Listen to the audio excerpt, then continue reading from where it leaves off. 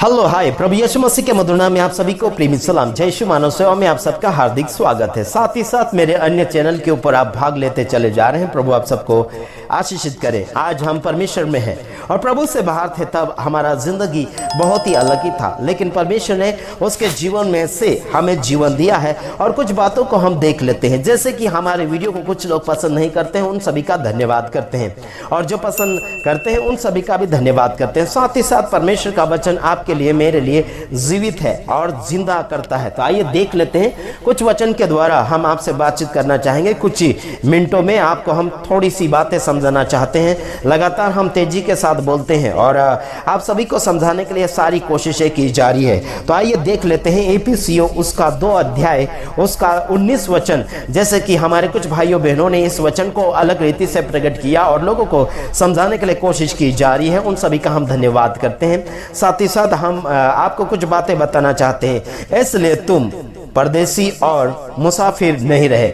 मतलब प्रभु यीशु मसीह के अंदर आने से अभी आप परदेसी नहीं हैं और मुसाफिर नहीं हैं। आप पहले यानी कि सही स्टेशन के ऊपर और सही मुकाम के ऊपर पहुंच गए हैं। जैसे आप और मैं प्रभु यीशु मसीह में नहीं थे तब हम परदेसी थे और मुसाफिर थे, चल रहे थे, दौड़ रहे थे, कहीं और हम ढूंढा ढांडी कर रहे थे। लेकिन परमेश्वर के द्वारा हमने यीशु मसीह को पाया और यीशु मसीह को पाने के बाद में हम अभी परदेसी नहीं हैं और मुसाफिर भी नहीं है। हालांकि आपको बताना चाहता हूं मैं, इसलिए तुम अब परदेसी और मुसाफिर नहीं रहे, परंतु पवित्र लोगों के संगी, स्वदेशी और परमेश्वर के घराने के हो गए। हम कौन से घराने के हो गए?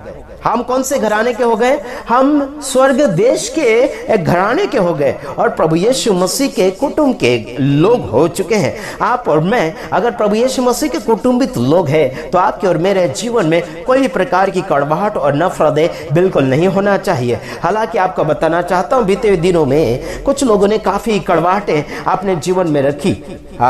हमारे कुछ बोलने के कारण उनके जीवन में कड़वाहटें बढ़ चुकी, लेकिन परमेश्वर का वचन हमेशा दोधारी यानी कि हमेशा चीरता है, हमेशा काटता है, हमेशा सुधारने के लिए कोशिशें की जाती है। हालांकि इंसान को अपनी जिंदगी से प्यार नहीं बल्कि दुनिया से प्यार होता चला जा रहा है। क्या होता चला जा रहा है? दुनिया से प्यार होता चला जा रहा है। इसलिए मैं आपको बताना चाहता हूं कि आज आप स्वर्गदेशी लोग हैं। भले आप धरती के ऊपर रहते हैं, धरती के अंदर या फिर जहां भी आप रह रहे हैं, संसार भर में अपनी जिंदगी को आप जी रहे हैं, संसार की जिंदगी जी रहे हैं। हालांकि आप आत्मिक जीवन में स्वर्गवासी हैं। कहाँ के वासी है? एक्सक्यूज मी, इधर सुनो, सभी लोग इधर सुनो, इधर उधर मत देखो। क्या कहा गया इस वचन में? क्या कहा गया कि हम स्वर्गवासी है। किसके वासी है? स्वर्गवासी मतलब स्वर्ग के रहवासी है, स्वर्ग के घर के कुटुंब है हम लोग। और वहां का मालिक कौन है? यीशु मसीह है। जब हम बाहर थे तब हमारा बाप कौन था? शैतान यानी कि काला भूत, उसका नाम मैंने रखा है।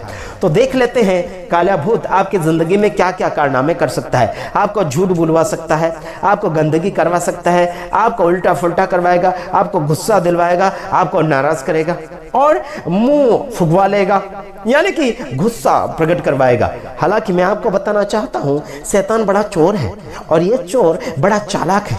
बड़ी होशियारी के साथ चोरी करने के लिए डाका डालता है और कहीं भी घूमकर किसी के अंदर भी चोर का रूप धारण कर लेता है। जैसे कि बीते हुए दिनों में हमारे साथ में ऐसे कुछ लोगों ने किया है और उनका हम धन्यवादी है और हमने उससे परख लिया। परखने के लिए हम बड़े माहिर हैं।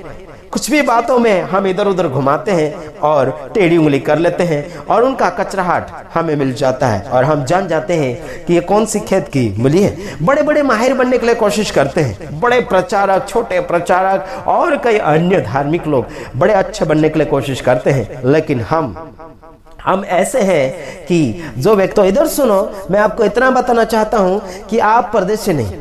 इंसान को परखने के लिए आपके अंदर आत्मा होना चाहिए। कौन सी आत्मा होना चाहिए? परमेश्वर की आत्मा होना चाहिए।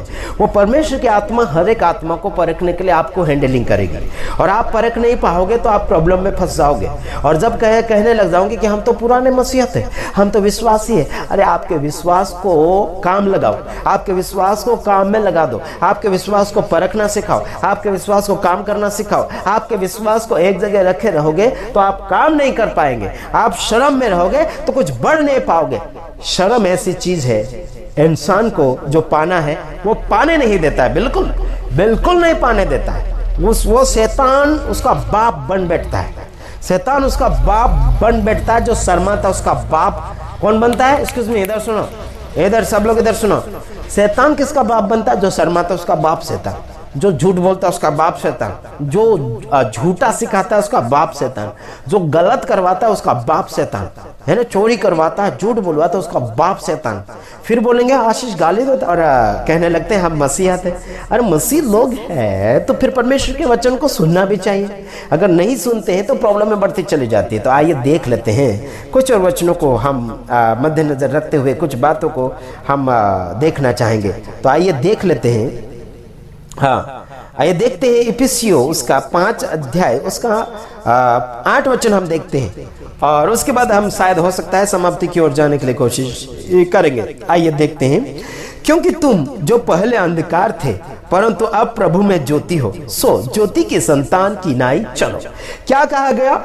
पहले प्रभु में नहीं थे, तब क्या थे? अंधकार, यानी शैतानिक जीवन जी रहे थे, शैतान के बच्चे बन बैठे थे। जैसे कि एक भाई ने इस वचन को प्रचार किया, बड़ा अच्छा लगा मुझे, इसलिए मैं आपके सामने मेरी आवाज में और मेरे तरीके से आपको समझाने के लिए कोशिश कर रहा हूं। इसमें लिखा है कि, क्या लिखा? इसमें लिखा है क्योंकि तुम तो पहले अंधकार थे। क्या थे? अंधकार। अंधकार में कोई उज्ज्वला नहीं, अंधकार में कोई सत्य नहीं, अंधकार में कोई प्रकाश नहीं, अंधकार में कोई हैंडलिंग नहीं। एक्सक्यूज मी, है, इधर सुनो, फपड़ा फपड़ी बंद करो, है ना। फिर आगे लिखा क्योंकि हाँ अंधकार थे परंतु अब प्रभु में ज्योति हो, सो ज्योति की संतान की नाई चलो। क्या बोला गया? पहले अंधकार थे, आप ज्योति में आए, मतलब प्रभु यीशु मसीह में आ गए। और अभी क्या करना है? ज्योति की संतान यानी उसके बच्चों के समान चलो। दुनिया के बच्चों के समान नहीं, शैतान के बच्चों के समान नहीं, पर यीशु के बच्चों के समान या फिर परमेश्वर के बच्चों के समान चाल चलो। समझ आ गया कि नहीं? आया कि नहीं? नहीं आया होगा तो रिंग मारो। आगे लिखा 9 में पढ़ रहा हूं, क्योंकि ज्योति का फल सब प्रकार की भलाई। वाह क्या बात है यार। यहां लिखा कि ज्योति है, क्योंकि ज्योति का फल क्या होता है? देखो यहां लिखा है कि सब प्रकार का भलाई का फल, भलाई होना चाहिए स्टार्टिंग में। अगर आप परमेश्वर के बेटे हैं तो आपको क्या करना होगा? भलाई करना होगा। कभी किसी ने भलाई करने के लिए सोचा क्या? आप ही बोलो, आपने किया क्या? आप जो मुझे देख रहे हैं, आप जो मुझे निहार कर देख रहे हैं, आप मुझे कोई गुस्से से देख रहा और कोई प्यार से देख रहा है ना, और कोई नफरत से देख रहा है।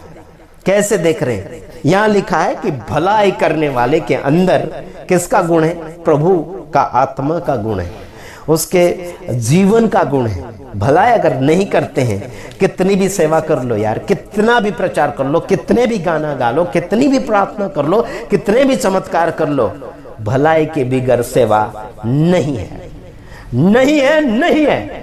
भलाई कैसे होता है? मालूम? प्रेम के साथ होता है। प्रेम अगर इंसान में नहीं है तो भलाई नहीं होगी, नहीं होगी भलाई। समझ में आ रहा है कि नहीं आ रहा? प्रेम है तो भलाई है, प्रेम नहीं तो भलाई नहीं। प्रचार करो, बहुत कुछ कर दो, लेकिन कोई काम नहीं लगेगा। समझ में आता होगा तो समझ लीजिए, बहरे होंगे तो कान साफ कर लेना। समझ में आ रहा है कि नहीं आ रहा? कम से कम 10,000 की मशीन मिलती है कानों की। हाँ, इतना सा खर्चा करके थोड़ा कुछ सीख लो। हाँ जी, आता है 10 वचन। और यहां परखो कि प्रभु को क्या भाता है। वाह वाह क्या बात है। इसमें लिखा है कि प्रभु को परखो कि उसको क्या भाता है। मतलब भाने का मतलब है पसंद। क्या आता है पसंद? क्या आता है पसंद? नफरत की आत्मा प्रभु को नहीं पसंद आती है ना। और परमेश्वर के वचन का उल्लंघन करना उसे पसंद नहीं आता। उसे तो पसंद आता है प्यार, उसे तो पसंद आता है भलाई, उसे तो पसंद आता है सच्चाई को प्रकट करना और सच्चाई को फॉलो करना और सच्चाई का साथ देना।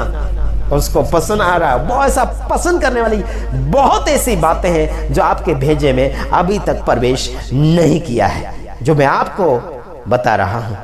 आइए हम देखना चाहते हैं, दूसरे वीडियो के साथ आएंगे। तब तक हम यहीं पर समाप्ति चाहते हैं, हम आपसे विदाई लेना चाहते हैं। गॉड ब्लेस यू, प्रभु आप सबको आशीषित करें, आमीन। हम दूसरे वीडियो के साथ आ रहे हैं, तब तक ले विराम करते हैं।